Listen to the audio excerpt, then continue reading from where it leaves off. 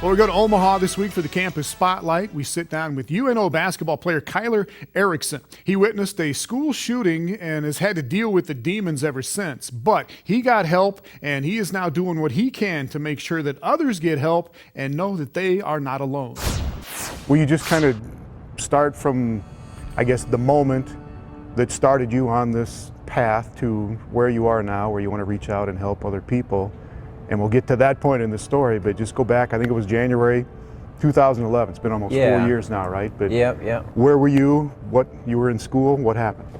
Yeah, so I was a senior in high school at Millard South, and I was sitting in Spanish class, and we had a game the night before, and so I hurt my ankle pretty bad in that game, and so I was sitting in class, and I asked for a pass to go to the nurse's office just to ice my ankle a little bit.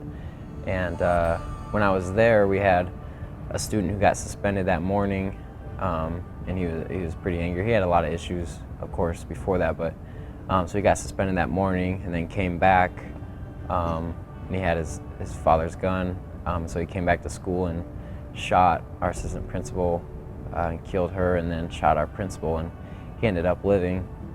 So at the time of the shootings, I was in the nurse's office, which was one wall separated us from the assistant principal's office and the principal's office, and so I heard, everything there was to hear, and I saw, just a lot of blood and a lot of things that caused me to have PTSD, which stands for post-traumatic stress disorder.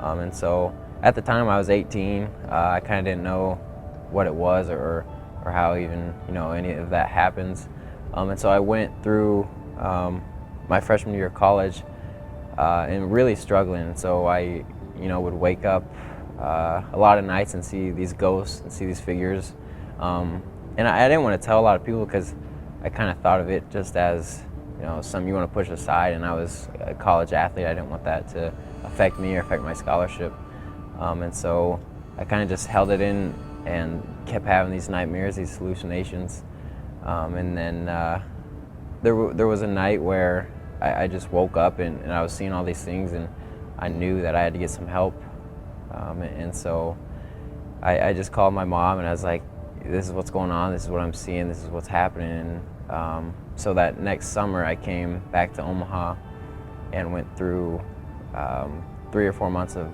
pretty intense therapy. Has basketball helped you in any way to get through all this? Definitely, yeah. And I had a family of probably 9 or 10 close in my family, and then I joined basketball, and I have 20, 25 more people who would do anything for me, and I consider them my brothers. And so it's really just given me another support system, another group of people that I can trust, I can go to. And I'm having a bad day, you want to go get something to eat or hang out, they're always there. And especially the faculty and everybody in the UNO athletic department has been so good to me and so kind. And so it really is just more people to have your back, and you can go to if you need anything. So, and you've probably had an impact on them, being able to open up a little bit, don't you think? I hope so, yeah.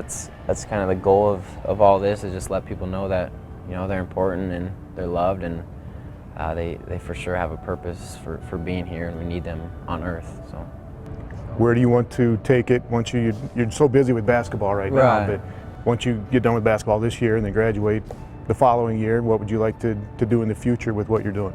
Yeah, so if I could, I'd like to turn it into a full-time thing, just traveling around the U.S. or even the world if I could, telling my story and kind of letting people know. So what's so cool about, I guess one of the cool things about this story is that I was an athlete before, a college athlete before. I got the help, and now I'm a Division I college athlete, because the misconception, I guess, is if you get help, or if you go through this therapy, seek a counselor, whatever it may be, your life is kind of on hold, and people think of you less, and you kind of become less of a person in some way. That's what a lot of people think, and so for people to see kind of my story and how life got better and really opened up after therapy and after seeing a counselor, it's it can change the way they think about it and the way that they view mental illness. Big thanks to Kyler Erickson. Thanks to all of our member schools. We'll see you next week on Inside the Summer League.